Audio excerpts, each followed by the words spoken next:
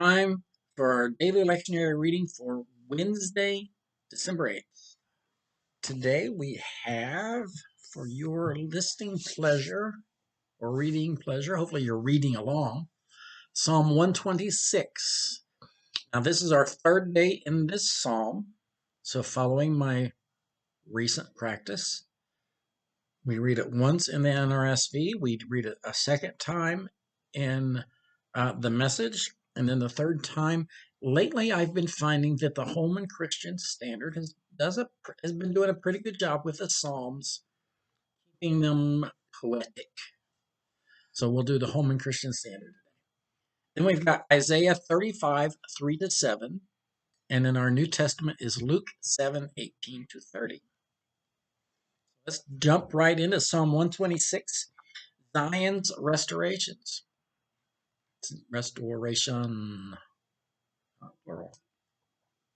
When the Lord restored the fortunes of Zion, we were like those who dream.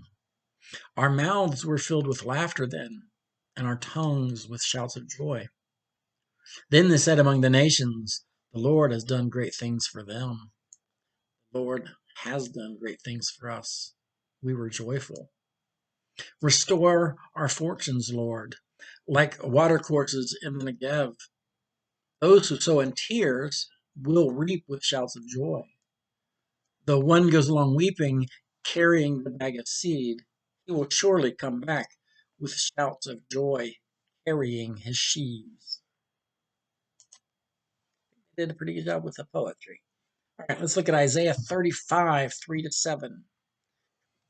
In case you've wondered why we're doing, is there any reason we're doing Isaiah right now so much, is because of Advent. Isaiah was, a lot of his prophecies dealt with the Messiah. So Isaiah gets kind of heavy play during Advent time. We've got Isaiah, let's see, all but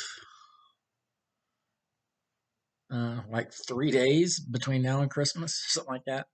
3 or 4 days. Other than that, we've got something from Isaiah. So it's all good. We like Isaiah. Strengthen the weak hands and make firm the feeble knees. Say to those who are of a fearful heart, be strong, do not fear.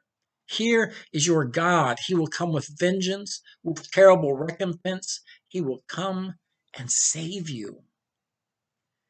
Then the eyes of the blind shall be opened, and the ears of the deaf unstopped. And then the lame shall leap like a deer, and the tongue of the speechless sing for joy. For waters shall break forth in the wilderness, and streams in the desert.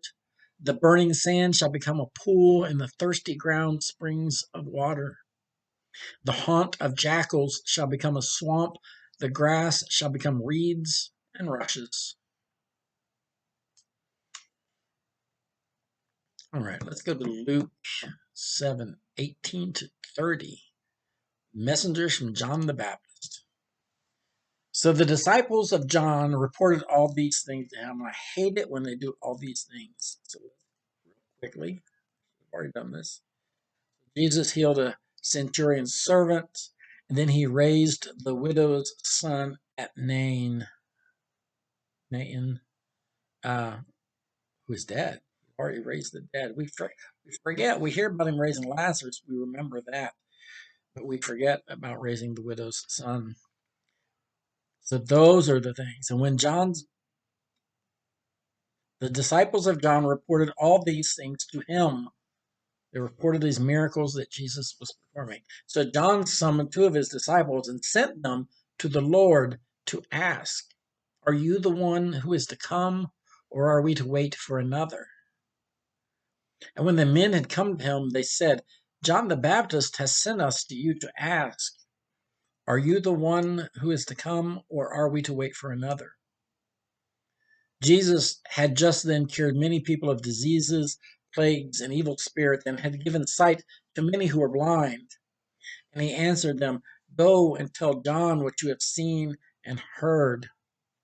The blind receive their sight, the lame walk, the lepers are cleansed, the deaf hear, the dead are raised, the poor have good news brought to them, and blessed is anyone who takes no offense at me. When John's messengers had gone, Jesus began to speak to the crowds about John. What did you go out into the wilderness to look at? A reed shaken by the wind? What then did you go out to see? Someone dressed in soft robes? Look, those who put on fine clothing and live in luxury are in royal palaces. What then did you go out to see? A prophet? Yes, I tell you, and more than a prophet. This is the one about whom it is written, see, I am sending my messenger ahead of you who will prepare your way before you. I tell you, among those born of women, no one is greater than John.